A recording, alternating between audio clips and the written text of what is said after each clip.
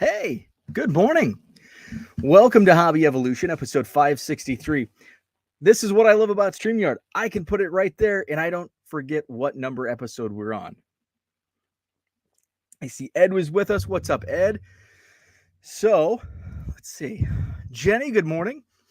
So, I wanted to do StreamYard this morning. I've been playing around with it. I'm starting to really dig in and like what StreamYard can do. Really makes it a little more fun for me and probably for you. So you're not staring at my face for an hour. So we've got Jenny, Fall Creek Collectibles. Good morning, all.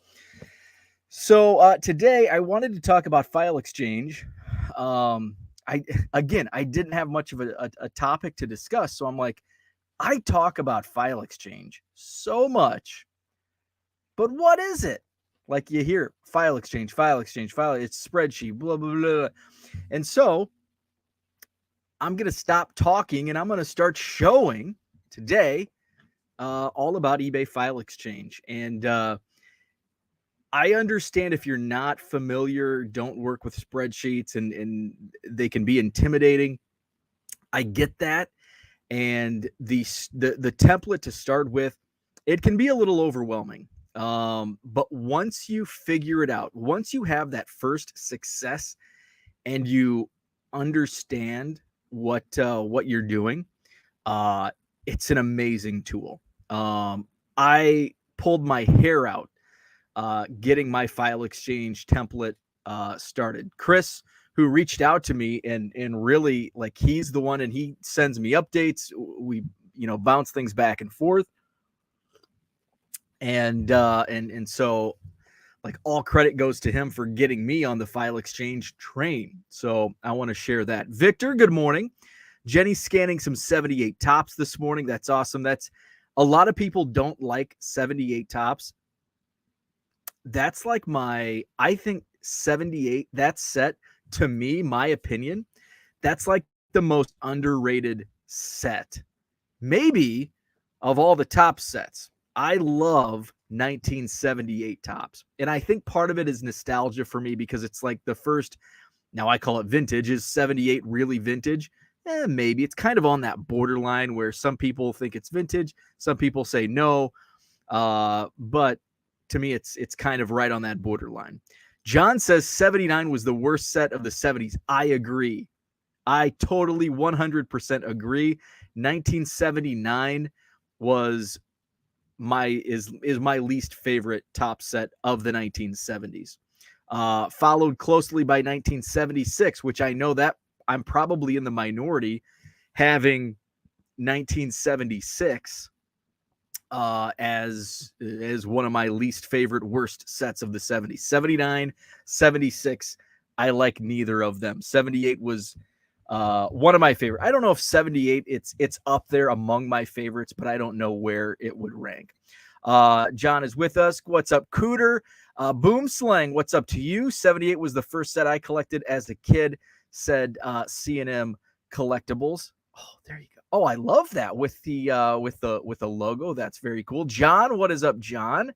Bo was happy he gets to talk about his second favorite part of the hobby, spreadsheets, right? 75 is the best according to Jenny. I don't argue with me, John. I'm right. Let's see. Fall Creek says pre-80 is vintage, pre-2000 is classic. I don't think I've heard that term used. The internet told me. So let's see. I can go with that. I can go with pre-80. Anything pre-80 is vintage. I kind of go like, I don't like the term vintage. Like, it's kind of like vintage is kind of like oldies. Like oldies, the terms vintage and oldies, like, it's always evolving because to somebody that's in their 90s, my wife's grandma still kicking at 95.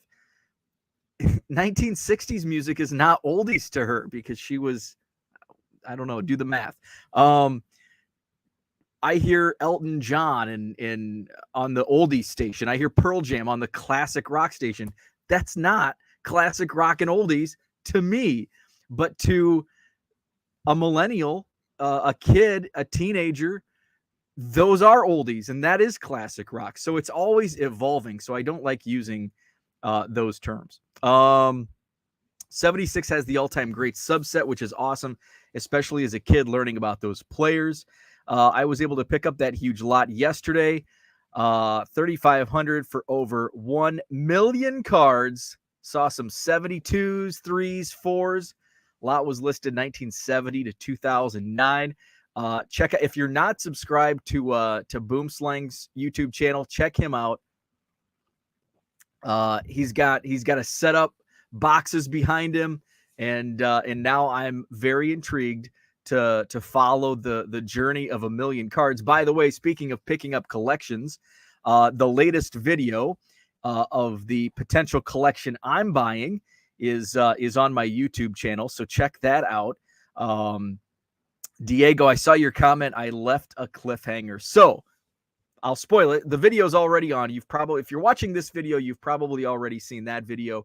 It posted last night.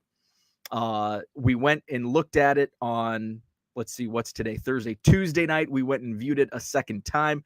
We did a deeper dive. I wrote down about 100 of the top cards, came back home, did some comps. We had already given an offer, and we felt, so I gave John a number. John is the other guy. We're going to go halvesies on this big collection if we get it. So I gave John a number. I go, I think this is what we should offer. He agreed. It's like, let's go take a second look at the collection just to make sure. We don't want to cut ourselves short. So we went through it on Tuesday night, spent about 2 hours there. Toward the end, John's like, he's like, I think that number is good. I agreed. We presented the offer to the owners. It's kind of a family deal because it was, and ironically, we talk about all these Johns. We've got Johns in the chat. John and I are going in on this collection together, and the owner of the collection, his name is John, who we went over to view the collection. So it was his father's collection. He passed away several months, about 6 months ago. And so I think he has some siblings, so they needed to discuss as a family. Here's the offer. He did tell us that that's right in line with the other offers. And so they'll get back to us. So that's where it ended. We presented the offer, and it was a seemingly good offer, and we'll go from there. What's up, Herman? Good morning. Diego asks, when did Motley Crue become classic rock? I know. I hear that. It's like, I scream at my radio. That's not classic rock. Pre-modern, post-vintage, neo-modern. So many ways to describe cards. I agree. I like the decades now, especially now that we're in the 21st century with the 2000s. Like, now we're in the 20s already. And it's like, when I think of the 20s, I think of the roaring 1920s, not 2022. So I like descriptors because, like, in kind of like how it's always evolving, guys a little older than me, in the 70s, you were collecting in the 70s, is that vintage? Because when you were like, that wasn't vintage. Was vintage even a term used as a collector in the 70s? I don't know. I wasn't around. So I ask you that. So I like using this, especially when it comes, I'm okay using 50s and 60s to describe vintage baseball cards. And then before the 50s, I like using the pre-war designation. And I know some people say, well, which war? It's like, the second one. And you go into the 80s, and then the junk wax era, I mean, is kind of all over the place. Like, when did it start? Did it start in 1981 with the Thompson or with Fleer and Donruss coming on? Did it start in like 85? Was it 87?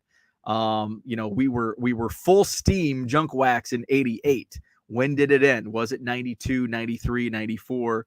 And then some people say, well, it never ended. So there we go. Let's see. I've been going to after this. It's like Vegas. John's everywhere. Retro Russell, good morning to you. John Wayne, but his name is Marion. Just signed on. What's up, DR? The most anticipated show of all time. Nice. Better question, DR asks, are we vintage? I was born in the 80s, so I'm junk wax. 1980 earlier, easily defined since it was before Fleer and Donruss. I like it. Junk wax era is the classic era, or as Zach calls it, the best wax era. Good morning, Jeremy. What's up? So that's a little update on the collection. Have not heard back. I do expect an answer here, probably in the next, I don't know, maybe the next 20, maybe even today. Today's Thursday, so I think going into the weekend we'll have an answer. Retro Russell says 1985 is when Dams started selling wax boxes at $7 a box. So yesterday I listed more Bowman. I finished my, I think I listed all of my first Bowman papers. Those are all listed in my store.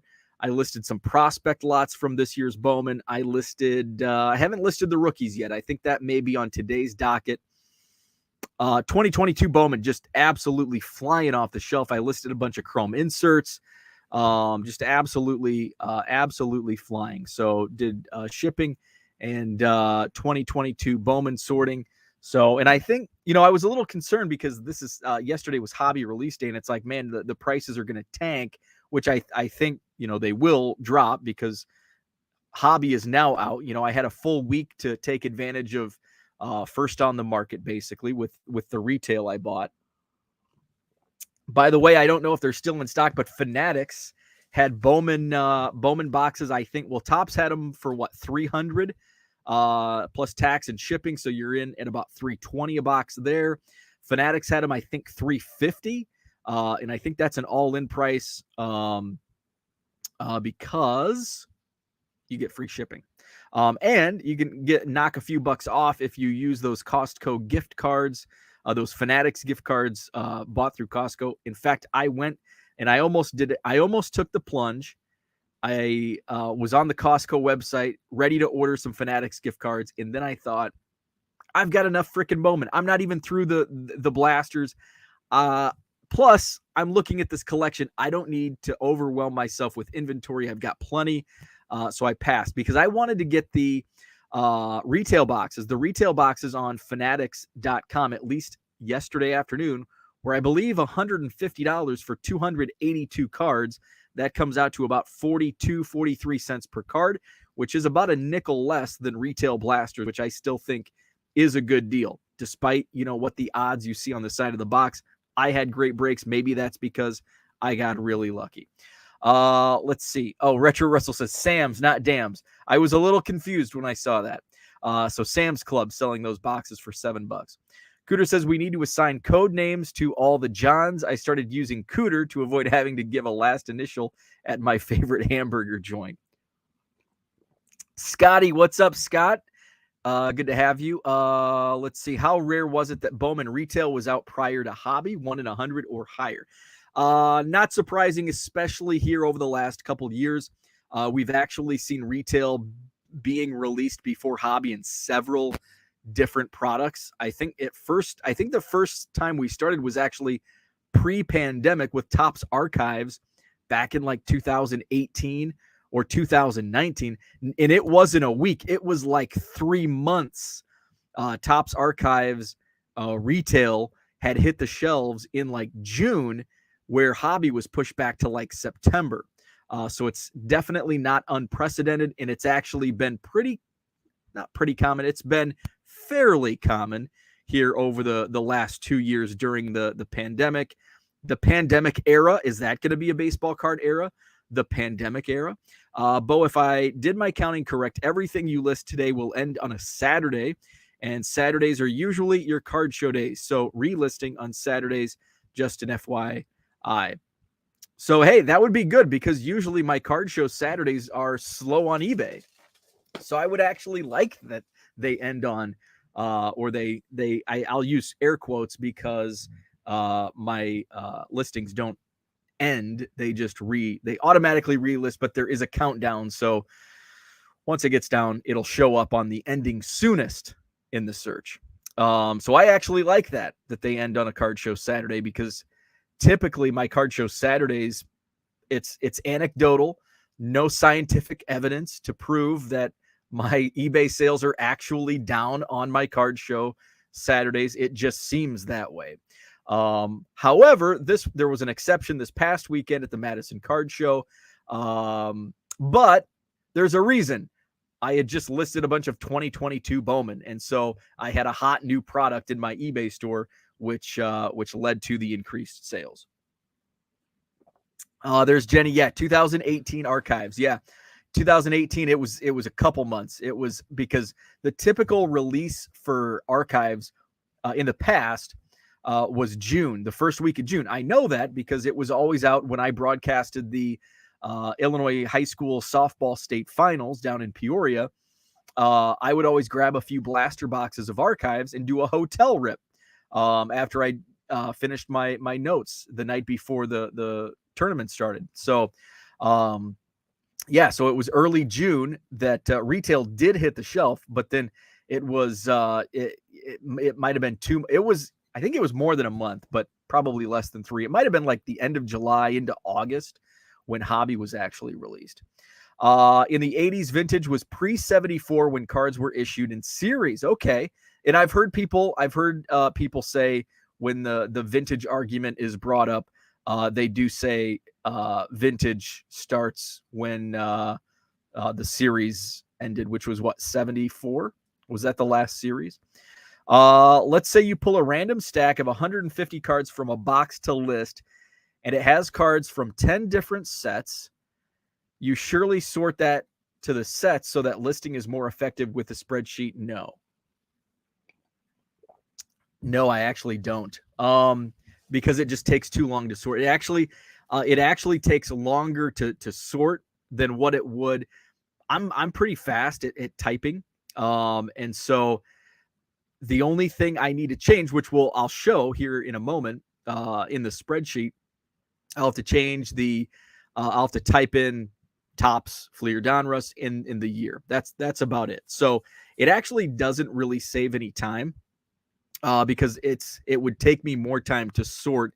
Plus, with the way the image shack works, it messes up. So if I have 150 cards, 10 sets, excuse me, it may totally whack the order because I kind of reverse it. Andrew showed me that. He's like, scan the cards, upload them to image check 28 at a time, and then copy and paste the links. I probably won't go into that today because then I have to open up Image Shack and have to have photos. So I'll probably at some point do like a full-on, here's exactly my process. Today, I'm only going to show and share the file exchange template, the spreadsheet. So no, I don't, because that would actually, the actual sorting into sets would take me more time, where if I'm listing 150, I can boom, boom, boom, boom. With baseball, I know exactly for the most part, what all the sets are, so I don't have to stop and look. Jeremy says, found a sealed 92-93 Upper Deck basketball blaster in my grandpa's upstairs bedroom the other day, along with a bunch of loose packs. The PSA 10 Shacks fetch big. Very nice. Travis, good morning to you.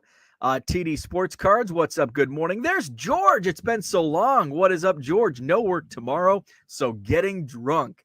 Enjoy those adult beverages. So let's get into it. So I'm going to share my screen here. We're going to add that to the screen. Whoa, funky delic. I hope this is working. I'm going to go on my phone just to make sure you can see my spreadsheet, because I cannot see the chat either. So that's one thing I don't like about StreamYard. You can't really share without seeing. Okay, perfect. I see, and I can also read the chat. So I've got the chat up on my phone. I am watching. Oh, by the way, I'm going to hit the like button. If you haven't, please do. Please hit that like button. Where's it at? Looks like I can't hit the like button on my phone. Let's see. I'm going to go to the chat before we really dive into the spreadsheet. For those new to the channel, George lives in Korea and is on at night. He's not 7 a.m. drunk. Thank you, Jenny, for clarifying that. Yeah, because some people may not know that George, or he could be a third shifter. John, that 70s card show says my grandfather was born in the 1800s. I wish he had some unopened packs of cards. Heck yeah. Some of those sweet caparals. Jeremy, Bo, have you been to Broken Bat Brewing in Milwaukee? I think my friends and I want to make a trip up there this summer. No. And this may be surprising. I've really never spent any time in Milwaukee outside of a few games at Miller Park and the Oak Creek Card Show. Other than in the airport, the baseball stadium, and the card show. Those are the only three places I've been to in Milwaukee, outside of maybe a Waukesha gas station. And I've been to Carroll University in Waukesha also, broadcasting a football game. So I have not really spent any time in Milwaukee outside of those three or four. Now I sound like Steve Martin in The Jerk. And oh yeah, in this mug, all I'm going to take is this mug. Oh, in this lamp. All this mug in this lamp. Oh, in this coaster. Anyway, so here's the spreadsheet. eBay file exchange.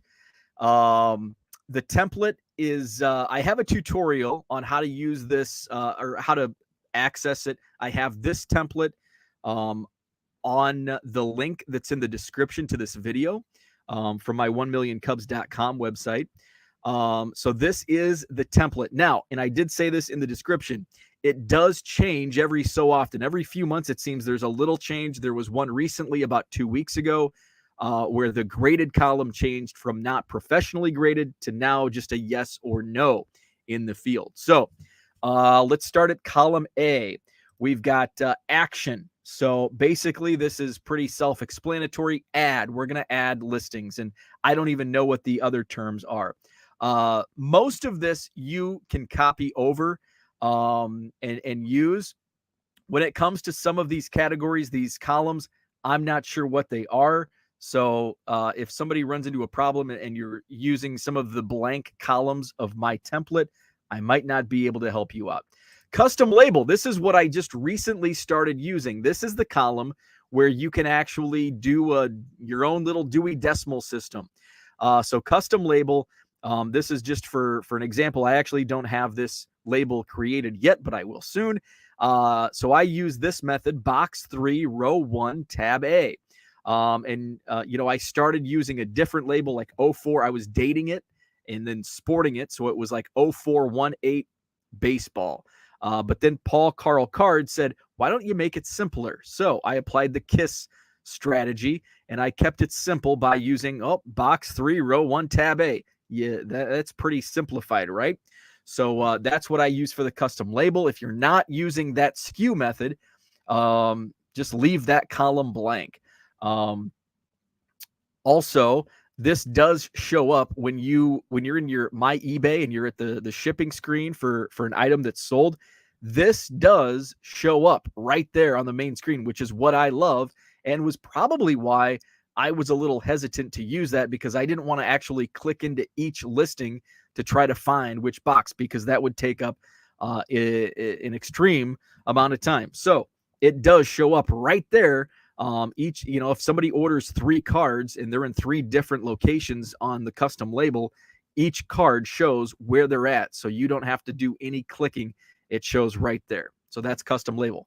Category. If you're listing trading cards, it's going to be 213. That's the trading card category, which is good and bad. It's good because you don't have to change it. You don't have to have a key to find out which number aligns with football or which number aligns with basketball, baseball, etc. So 213 is basically all inclusive of all trading cards. Store category, that's if you want to, really dive in. I do have store categories, but I have not been using them because a majority of my listings are done through file exchange, and I just keep it simple. I don't do a store category. Title, obviously, that's self-explanatory. We're going to use the 1971 Topps Doc Ellis card, and that's just kind of how I label my cards, and you can do it whichever way you see fit. This is kind of my method. I also like when I'm doing bulk listings like this, if there's damage, especially when there's vintage cards, if there's a crease, if there's corner dings, I like to note that in the item title. just so people can't say, well, I didn't read the description. It's not as described. Well, it's in the description. I didn't read the description. Well, it's in the freaking title. So Doc has a crease in it. So I said it's in fair condition with a crease. And again, I'm not a grader, so I'm sure fair, if a card has a crease, it's probably not fair. It's poor. But that's how I listed it. Subtitle, leave blank because you get charged for subtitles if you don't want them. So I actually got charged, and it's like 50 cents or $1 to have a subtitle. Guess what my subtitle was? Fortunately, it was only one listing. My subtitle was like F or A. It was just one letter, and I saw it pop up, and I'm like, oh, crap. So I actually, every time before I upload, I just do that, and I just delete everything that may have shown up, because sometimes, because typically when I'm listing, I actually have these, I opened all of these up so you can actually see everything, but usually I have it like this, and I've actually got these columns like that, because so that way I can just type everything in one. I have everything in one screen that I need. So what did I close up there? Relationship, that's blank. Relationship details is blank. Condition ID is blank. I don't even know what those columns stand for. Quantity, self-explanatory. I only have one. Doc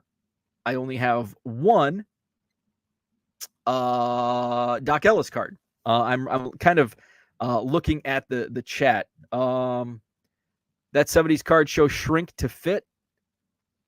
I'm not sure what you mean there. So I have one. If you have two cards, list those out. So that's self-explanatory. Start price is that's your start price can be, and this is where it's a little it can be a little confusing. Shrink to fit the cells. Okay. So start price and buy it now price. This is a little confusing here, because start price, by the way, if it has a little asterisk, that means it's a required field that you have to fill out. You can't leave it blank. So start price, if you're listing buy it now, is your buy it now price. If you're running an auction, it's your starting bid price. So everything that I list, I don't really do eBay auctions. Is a buy it now. So this is you can buy Doc Ellis for $1.50 with free shipping. We'll get to those cells in just a moment. So where it says buy it now price, if you're using an auction, you can use, say you're going to do a 99-cent auction, you type in 99 cents, and you're willing to take a $5 offer. So you can do it that way. So that would be if you're running a 99-cent auction, but you'll take $5, or your for sale price is $5. So, but I don't do that. I just leave those blank. You've got manufacturer. So that's your card company. So this is a 71 Topps Doc Ellis. So Topps is the manufacturer. If it's like an oddball, sometimes for oddballs, I just put Broder. Format, alignment, shrink to fit. Oh, okay. So manufacturer is Topps. Card attributes, I don't put anything in this column. So this is a single card. I just leave, I use single on every item. Professional grader. Now, if they're graded, you're probably not going to be using graded cards through File Exchange because you're bulk listing, although you might. I don't sell many graded cards, so I don't really have that need. But I guess if you're moving hundreds of cards, you might use File Exchange in a little different capacity because you're not going to be feeding them through a bulk scanner. So professional grader would be PSA, SGC, you get it. So here we've got sport, Doc Ellis. This is obviously baseball. This is a required field. So if it's an Allen and Ginter, say it's like an insert of presidents. If it's Allen and Ginter, I will say baseball because it's a baseball set. But if it's like a non-sports set, say it's Star Wars, I'll just type in Star Wars. So that's what I would type in for non-sport cards, which, by the way, still use category ID 213 for trading cards. Type. which is also a required field. Sports trading cards. You can also type in non-sports trading cards. Now, this little tutorial here through File Exchange is directed at trading cards. So I really can't answer if you're looking to use File Exchange for items outside of trading cards. I probably cannot answer them when it comes to some of these categories. So type, it's a sports trading card. You could also use non-sports trading cards if it's those Star Wars cards. League, Major League Baseball with parentheses, MLB. I do the same for NFL, National Football League, NFL, Major League Soccer, MLS. You get it. The league for Star Wars, I think I leave this blank because I don't think it's a required field. Don't quote me on that, but I think that's what I do. Certification number, leave that blank. So this is something that just recently changed. The graded column, column U. It formerly was not professionally graded, was the terms you would put in the fields. Now it's just a simple yes or no. Everything that I use File Exchange for is a non-graded card. So no goes into this column. If you are using it for some slabs, then obviously yes is what you would type into the graded category. Original or reprint, that's pretty self-explanatory. I'm not knocking off any 71 Topps Doc Ellis cards. Year, also self-explanatory. This is a 1971. Modified item, I leave that blank.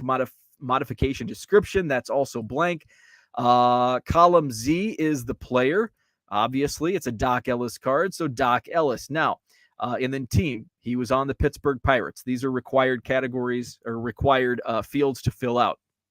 Now, let's go back to the non-sports. If it's a Star Wars card and it's, say it's Han Solo, I'm going to put Han Solo as the player. The team, I'm just going to type in Star Wars. So that's kind of how I handle non-sports File Exchange. Or say it's Allen and Ginter. Now in the sport, it's baseball because it's a baseball card product. But say it's the Brooklyn Bridge. So player, I'm going to type in Brooklyn Bridge. And then team, sometimes it varies. I'll just type in Topps because it's a Topps product. Now, it's however you want to describe it. It's sometimes it can be, who knows. But those are some of the examples that I use under these because these are required fields. Again, they have the asterisk, so you do need to have something in these fields. I mean, I guess if you don't want to fill them in or if you're confused, you can just type in A. So let's delete those so there's no confusion. DR, I see his comment. By the way, thank you, John. Have you ever thought about taking your oldest inventory and doing a bulk edit to flip them over to auction with the buy it now price as the starting point? It might drive more traffic. Yes and no. So yes, I have considered some of my oldest inventory, but I would do a 99-cent auction. So yes, I have thought about doing that, but just 99-cent auctions because at that point it's like I just want to turn the inventory over. I don't care if they sell for the listed price or not. George says, name Darth Vader, team Luke's father. I like it. Season, I leave this blank because basically it's the 71 season, which is under year. Era, there you go. I leave that blank. Autographed is not required, so I leave that blank. Convention event, I leave that blank. Autograph authentication, obviously this is a base card, non-autograph, so that's blank. Autograph format, I don't even know what that means. Blank. Card thickness, leave that blank. Card number. So this is something you could actually use. Doc Ellis, what card number is he? Card number 2. Oh, that's easy. So you could put card number 2 in there. I don't do that just to save time. California Prop 65 warning. Anybody in California know what that means? I don't know what Prop 65 is. Series. I guess you could use that if 71 did have series. So maybe this is series 1. And I guess 2022 even has series 1, 2, and update. But I leave those blank as well. And that's just to save time. Country, I leave that blank. I think this is more for, I don't think it really applies to baseball cards, trading cards. Best offer enabled. 1 means yes. I don't know if 2 means no. So, by the way, if you're using my template, I do have best offer enabled for all of my listings. Why do I do that? Because some of my listings are $1.50 or best offer, and I get 99-cent offers, dollar offers, which I usually just counter. My lowest I typically accept is $1.30 sometimes, because I hate nickel and diming. If they counter at $1.25, I just take it. But if they do counter at $1.20, I counter back with my original $1.30. So I do have best offers enabled, because sometimes it may be something that's just been sitting in my store. And actually, there's multiple reasons why I have best offers enabled. I have a lot of inventory. So I have a lot of Spud Webb, Muggsy Bogues, Minute Bolt. Sometimes they do sell, surprisingly, at $1.50 each. But sometimes they sit in my store for a couple months.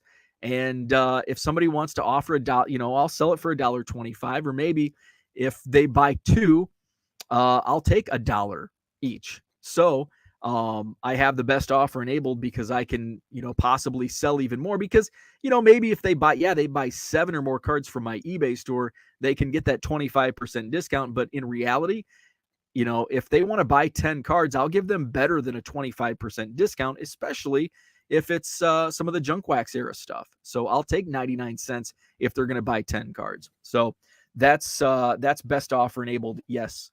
And it has to be whatever. I don't know what no is. No might be 2, but I do know 1 is yes. Fall Creek says, I just learned that if you pick an auction and buy it now, as soon as someone bids, the buy it now goes off. Yes, that is correct. Yep. You just sold a Spud Webb jam session last night. LOL. Ironic. Yes, Spud Webb sells. Here we go. Pick URL. This is needed. Even though there's not an asterisk, you do have to have it. I don't know why there's no asterisk next to the header, but this is required. You have to have a picture. You see the link in there, imagizer.imageshack.com. I use ImageShack, and I do pay. It's like $15 a year. It's super cheap, and that gives me like unlimited images to store within ImageShack. And just be aware that ImageShack use the there's 2 options, and I can't remember which ones they are, but that's the direct link. I can do a better. I can show the ImageShack another time, but that's the pick URL. If you're hosting through, I don't think, and here I will say, there are several image hosting websites that do not match up with eBay's file exchange. And unfortunately, most of the free ones will not work. I know Google Images does not work. At least when I tried it several months ago, did not work. Most of the free websites for image hosting did not work with file exchange. ImageShack does, and that's what I use. And if you do, thousands and thousands, pay the $15, and it works. I'm going to go to the chat before I move on to the next column. Ryan says, don't underestimate the Spud Webb cards. Absolutely. Spud Webb, Muggsy Bogues, Minute Bolt, those guys actually sell really well on eBay. Funniest thing I've read in eBay listing was related to the California proposition. Question, the seller posted, relax, it's a baseball card, California. That's funny. Ryan says, I use Google Sheets, but you can actually move the columns around. They don't need to be in the set order, so you can have all the fields you usually fill out sitting next to each other. I have heard that. That's good. Once you start doing that, though, I don't know. I haven't done that. I just keep, because most of the columns I fill out that I type into are over here. And so basically my window, and I'll show you what my window looks like. So I have my title, move it just there. So I don't use this column. So I close it up, and I close this one up, and I close this one up, and I close this one up, and I keep quantity, but I kind of go like that. So I know start price, buy it now price I don't use, manufacturer, card attributes.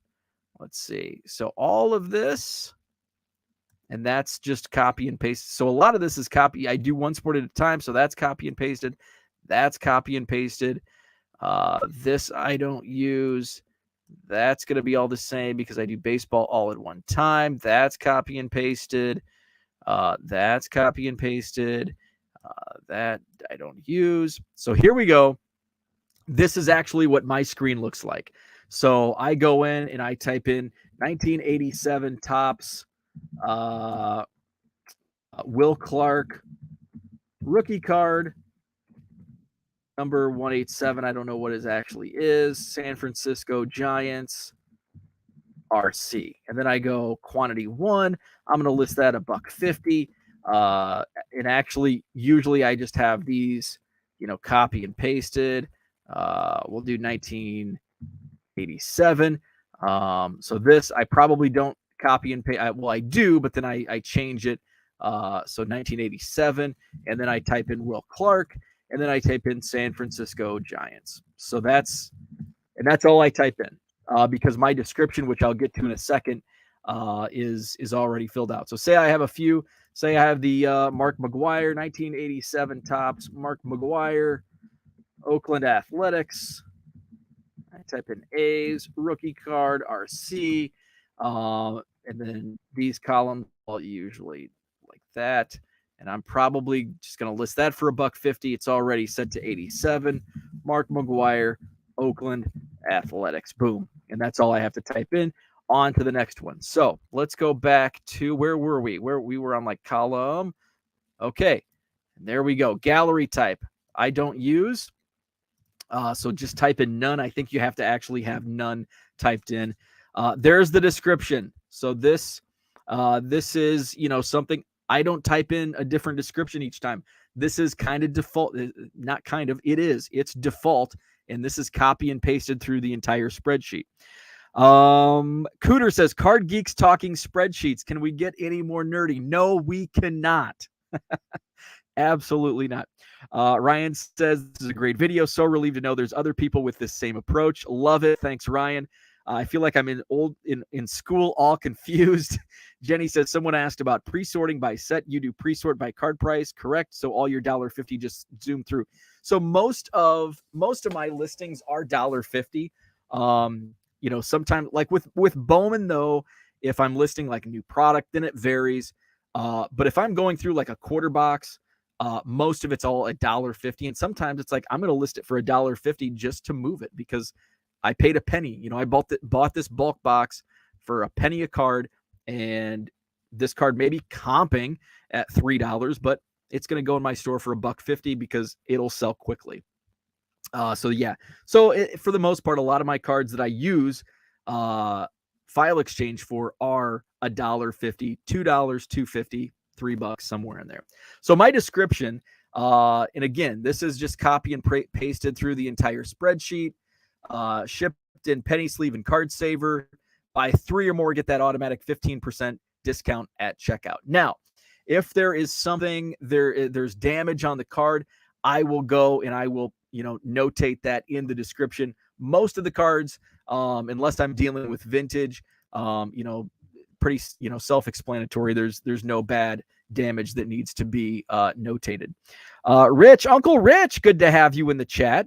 Bo is actually making this sound somewhat interesting. I guess he has nothing else to talk about. Yes, that's exactly why I'm doing it. I didn't have a topic, and I always talk about file exchange, so I wanted to show you file exchange, so it's not this mythical creature.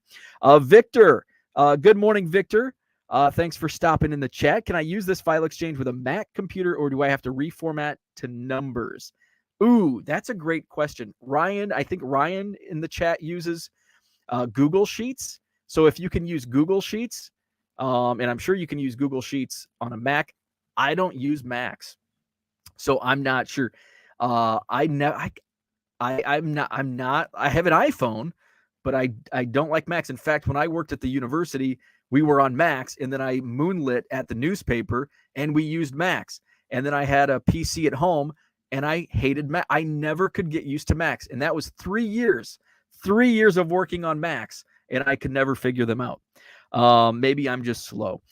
Jenny says the hobby hasn't been like January. Here, hold my beer. I'll top yesterday. It's kind of nice not having these crazy news days every single day. Yep, any spreadsheet app that can edit CSV files. Thank you, Ryan. Excel is Excel. I wouldn't use numbers. Yeah, and I guess whatever you use with a Mac, I don't even know. Excel is Microsoft Office, and I don't even think you can use Microsoft Office on a Mac. Can you? I don't know. Let's see. John adds, can't use ChronoCard on a Mac though. Interesting. And I will say, I have not used ChronoCard, and I know several people do. It's something that I am looking into. I think maybe, yes, you can. Oh, you can. Okay. Interesting. You can use Microsoft Excel on a Mac. So ChronoCard. I have not used ChronoCard. But I do want to play around with it. I know several people that have been using ChronoCard having a lot of success with it. So it's something that I am looking into experimenting with. So Victor has Office on his Mac. You can use the entire Office suite on Mac. Been that way for decades. That's how much I know about Macs. Bought 4 more blasters yesterday. Do you think a hobby jumbo is worth it for Bowman 2022? No, I don't. You guys are way more tech than me. I just can't figure out spreadsheets. I figured stick to my templates. No, wrong way. Whatever works. Absolutely. Whatever you're most comfortable with. So let's go back to File Exchange. We're on column AQ. If you're just joining in, you can watch the replay, and I went through the first half of the spreadsheet, or first 75%. So format, this is self-explanatory, fixed price. Make sure there's not a space in there. If it's an auction is the term you use. Duration, GTC is good for good to cancel. Good till cancel. So that's the duration. All of my listings are buy it now, and they're relisted using GTC. If it's an auction, you can type in 7 or 3 or 1. Be aware that yes, you do get charged for using the other using the premium 1 day, 3 day auctions. If you use a subtitle or a gallery, you get charged. So just beware. Make sure if you don't want to pay extra for those, you will get dinged from eBay, even through File Exchange by utilizing those features. So just be advised about that. So all of my listings are buy it now, so I use GTC. Postal code and location, that is your zip code. So that's my zip code, Verona, Wisconsin. Shipping type is flat, so I charge a flat fee, which is free. So here's where you may differ with your shipping practices. So mine's set up for basically free shipping, although I think I do have an express option, which is a bubble mailer. So this 1971 Top Stock Ellis, it's flat shipping. I think I don't even know what that means, but that's in my template. It's 0 because it's free. The buyer doesn't pay for shipping. That's the standard method. Option 2, because all of these fields all of the fields that are filled out have to be filled out in your spreadsheet, whatever they might be.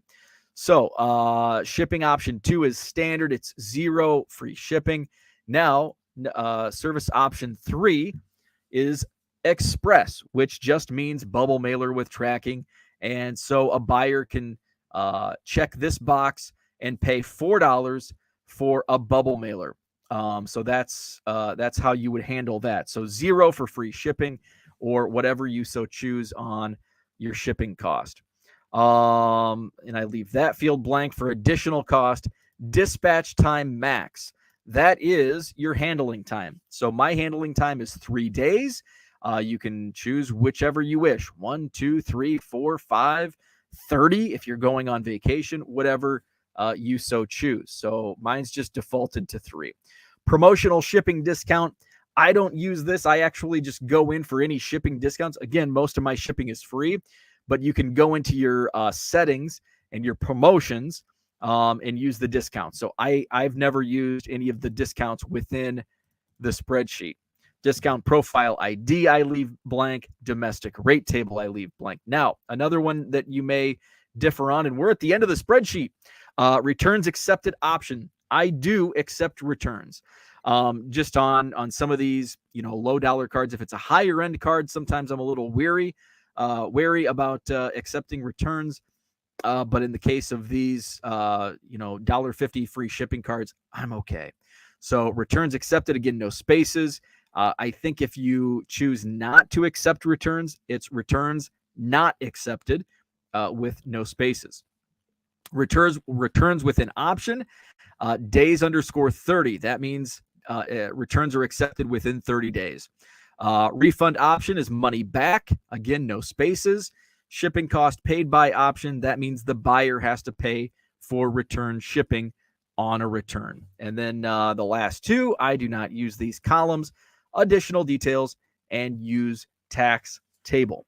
So that is file exchange. So let's go here and hey. So thanks for listening. I can't believe there's still 26 people watching. Oh, just dropped down to 24. I close the spreadsheet and I lose 2 people. I can't believe that many people listen to me talk about a spreadsheet for 30 minutes. Thanks for sticking with me. Where are we at in the chat? Zach is 40 minutes behind, catching up at 2 speed. Enjoy the day. You as well. Let's see. Jenny says, have you thought of adding second ship option? I'm going to share this on the screen. Of bubble mailer on your listings. I've had lots of buyers ask, so I've been adding to listings as they want. Yeah, so as you saw there toward the end on shipping option, I do have that set. I don't think anybody's ever actually chose that option because who wants to pay $5 for a $1 card or a $1.50 card? So yes, it is an option within my file exchange uploads, but nobody's actually utilized it. Now I'm drilling holes in 35 millimeter film cartridges while drinking rum and Coke. Life is good for George. By the way, George is in Korea. It's nighttime there. Cooter, in what column do you input John Nolan Drive? That's where the Madison Card Show is. Madison, Wisconsin. John Nolan Drive, 706 if you need the number. Zach says, at Jenny, not today. Did you mention combined shipping? No, I did not. In fact, since I don't charge for shipping, I don't have that within my spreadsheet. Everything in my spreadsheet is free. I don't know how you would go about combining shipping. I think you might have to go into your settings and set up a promotion for combined shipping. So there may be an option somewhere in the spreadsheet that you can do that. But to my knowledge, that has to be set up separately, which actually would probably be just as easy as adding it into the spreadsheet. So I think if you want to combine, if you're using combined shipping, if Ryan is still with us, if he charges for shipping and knows, I'd like to hear his comment on that. But if you're, my advice would be to go into your settings, into your My eBay settings under promotional discounts and set up your combined shipping attributes in there. Victor says, great job. Interesting. I'll stick with buying at eBay and not selling. John says, your spreadsheet is better than me working on my actual work spreadsheet. That's funny. Drilling holes. Are we listening to a remake of Porky's? Right? So that's file exchange. That was actually fun. I actually do really like spreadsheets. So it was fun for me. I'm sure it was like Rich's. By the way, Rich, I hope your dentist appointment went okay. It was probably just as entertaining as sitting in a dental chair. George says, not quiet, making keychains, Uncle Rich, LOL. So that is what I wanted to touch on today. If you do have any questions on file exchange, if you're using it, have any tips, I'm always interested in finding ways to be more efficient. I might check into ChronoCard here in the next few hours. 3 freaking hours in the dentist office on Monday. That sounds like hell. That sounds absolutely awful. The dentist office is, and I tell my dentist every time I go in, even just for a simple cleaning, I tell him, I hate the dentist. Not you. I don't take it personally. I just hate what you do to my teeth, to my mouth. My dentist, it does help. I'm here in Wisconsin, but my dentist is actually from the Chicago area, from Elgin, and he's a Cubs fan. So we can talk Cubs. So Bo, you got another 2 hours to go. Well, it was not painful, but just annoying. Absolutely. My temporary fell out. I get there. Need a windscreen as your consonants are popping. Oh, thanks for that tip.